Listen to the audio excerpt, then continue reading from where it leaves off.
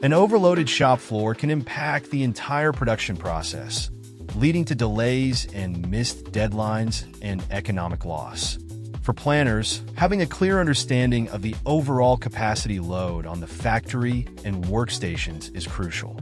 The shop floor planner provides a graphical overview of the workload, enabling informed decision-making.